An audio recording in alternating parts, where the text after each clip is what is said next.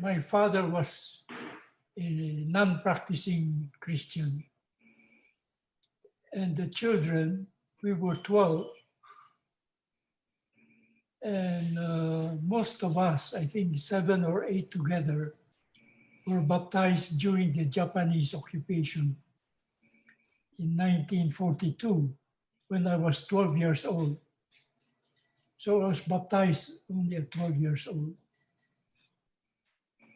And soon after, I think when I was 13 or 14, I joined the Legion of Mary as a junior member.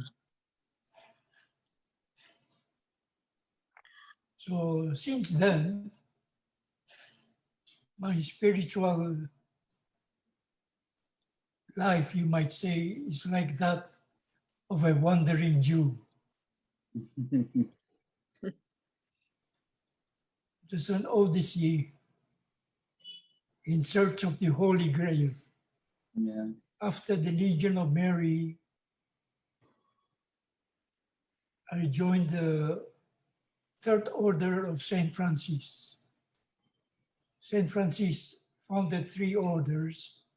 That is the Minor Friars, then of course the St. Clare Sisters, and the Third Order for lay people. So I joined the lay order of St. Francis. And I helped, that was in San Antonio. And I helped founded the Men of the Sacred Heart.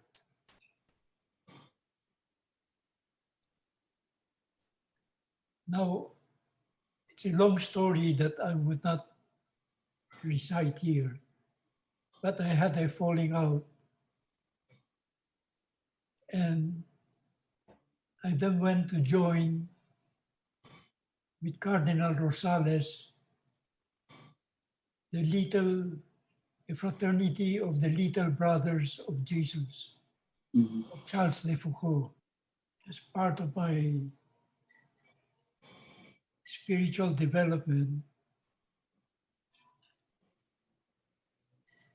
I joined a group of young businessmen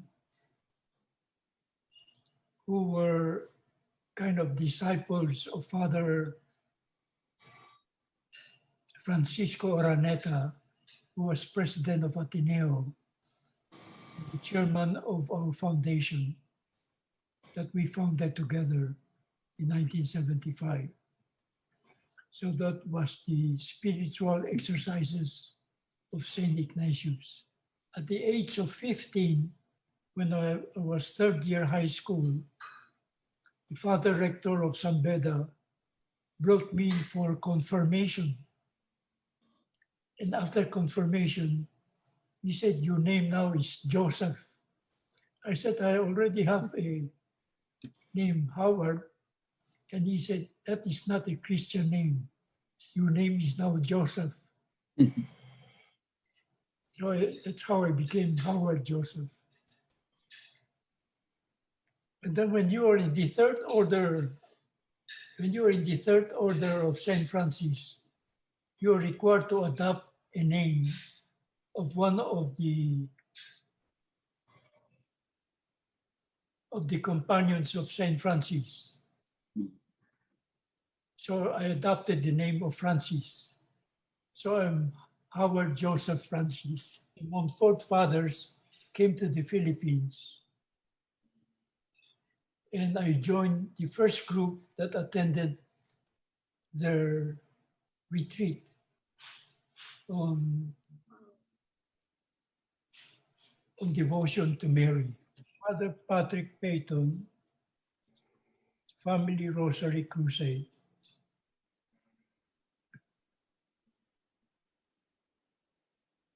There's a story that you might like to hear with Father Patrick Peyton. He is now servant of God. His cause for sainthood is quite advanced. I was working with him in promoting the family rosary. And it was the year, I think, 73. And my mother, my own mother, developed cancer. And the doctor told me that she's already 75. There's not much we could do for her, just to keep her free from pain. So I went to Father Peyton and asked him to celebrate Mass, to celebrate a Mass for my mother. And to my surprise, he said no. All my Masses, that was how he was devoted to the Blessed Mother. All my Masses are offered to Mary. So I will pray for you, Mother, but I cannot. So I was so disappointed. I was so disappointed I went to church to pray. It was the church near my mother's house in Quezon City, the Mount Carmel Church. And the Mass was going on. And who was celebrating Mass was the new Archbishop of Manila, Archbishop Jaime Sin. And he gave a beautiful homily on Mary and his own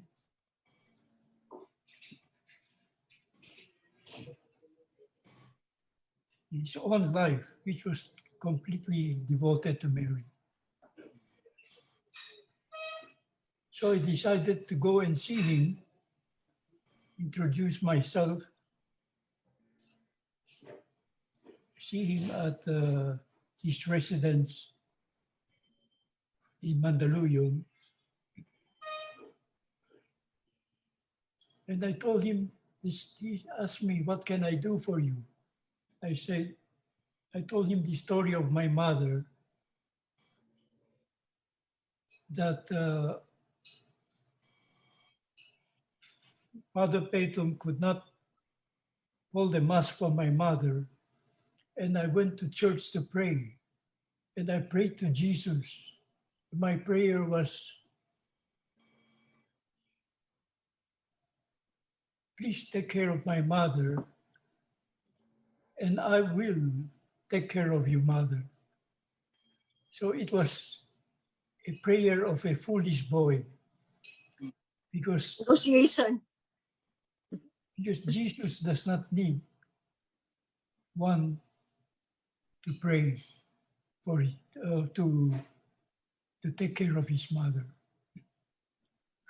But anyway, that was my prayer.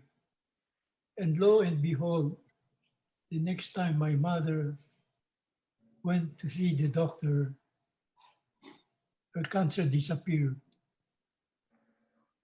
And the doctor told me, it's like a miracle. And of course it was a miracle. How could her cancer, which was in an advanced stage, disappear? So I have to keep my promise how to take care of the mother. So I went to Cardinal Sin, and he said, okay, let's organize a rosary movement. So he asked me to form a rosary movement. But there was already a rosary crusade of Father Peyton. But Cardinal Sin, who was also very devoted to Mary, wanted to form a rosary movement. And we did that. That was the year, I think, 76. 85 was the bi-millennium of Mary, because Mary gave birth to Jesus at the age of 15. So in the year 1985, he was 2,000 years old. That is bi-millennium. So we asked Cardinal Sin, who I think was head of the CBCP at that time, we proposed a Marian year, and he agreed. The CBCP approved a Marian year. In Cardinal Sin, there was a press conference because President Marcos had also announced an election. The election was in 85, I think. 86. Anyway, so how do we celebrate the Marian year? We decided we would invite the pilgrim statue of Fatima to come to Manila. So I wrote the Sanctuario of Fatima, and they say, sorry, the statue is traveling in the United States with the Blue Army. And the founder of the Blue Army, John Huffer, happened to be a good friend of mine. So John Huffer said, we are returning the statue to Fatima, and what we will do is that since we have our own plane, they have a plane which says Queen of the World. It was a 707, and we will fly to Manila to join your celebration. Then from there, we will bring the statue to Fatima. So the statue came, and we went to the airport with Cardinal Sin, and there were maybe 2,000 or 3,000 people there waiting to welcome, because the news traveled fast that Our Lady of Fatima was coming. But when we reached Luneta, we could not enter because the crowd was fantastic. So we went to Manila Hotel, and the manager of Manila Hotel, Roman Cruz Jr., invited us to bring Our Lady to the presidential suite. Then we went to the rooftop of Manila Hotel, and Roman Cruz said, you see the crowd from the grandstand to the Rizal Monument. Mm-hmm. And he said, that's easily 2 million people. 2 million people there. And Cardinal Sin was asking me how many people to expect to come to Mass tomorrow. And I told him maybe 300,000. And he said that would be a good number. Now we have 2 million people gathered on May 13, 1986. That's the Feast of Fatima. In the afternoon, I was due to take a plane to go to Vancouver because my family was in Vancouver. And I received a call from Malacanang. It was President Cory on the line. And she said, Howard, could you be my ambassador to the Holy See? I almost dropped out from my chair. Now, it was May 13, and so something inside me told me that there's a mission for you. You are being sent on a mission. But nobody told me what my mission was. So anyway, in my presentation of credentials, and you wanted to know from one of your questions, it's about Pope John Paul. The ceremony of an ambassador presenting his credentials is very simple. You present your letter, And the Holy Father gives you also a letter containing his speech. The ceremony is over in 5 minutes. I think Angie was there. And the Holy Father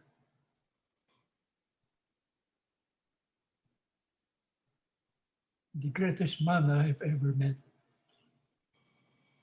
Anyway, he invited me to his study to have a talk. He asked me, what happened in Manila? He was asking about the people power revolution. So I said, Holy Father, there was no bloodshed. It was a peaceful revolution. It was a Marian revolution. The statues of Mary were everywhere, and the nuns were everywhere, stopping the tongues. So it was a peaceful revolution. And it was because the bishops declared a Marian year.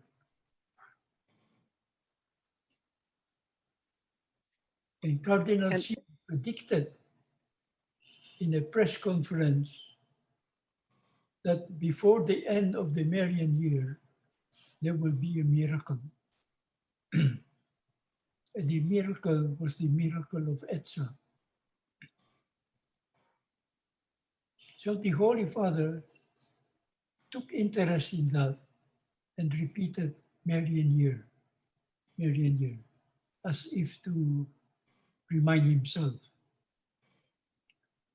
That was September when I presented my credentials and had that talk. On January 1st, the following year, 1987, we had all to go to Mass, the diplomatic corps had to go to Mass at St. Peter. The Holy Father is celebrating the Mass for the feast day of Mary, Mother of the Church, January 1st. Mother of God. Mother of God. And in his homily, he announced that he is declaring a Marian year for the Universal Church. And the next day, the Vatican newspaper headline is the Pope declares Marian year for the Universal Church. And the lead story said he was inspired by the events in the Philippines following the Philippine Marian year. So then I realized that that was my mission. I didn't know what my mission was, but my mission was to inform the Holy Father about the Marian year of the Philippines so that he would repeat it for the Universal Church. And what happened after the Marian year? Gorbachev became the new secretary of the Soviet Union. The Berlin Wall collapsed. There were people power revolutions. Poland, Czechoslovakia, Romania, all over until it reached Russia.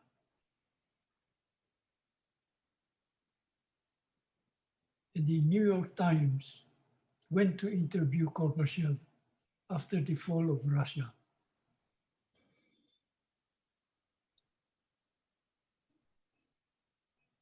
So what caused all of this? How did this all happen? And he said, it's all because of Pope John Paul. He blamed the collapse of Russia on Pope John Paul. And what did he do? By declaring a Marian year. So when you're talking of my small achievements here and there, to me, that is the biggest achievement in my life, to inform Pope John Paul about the Marian year of the Philippines, which he duplicated for the Universal Church and caused the downfall of the communist Russian hegemony.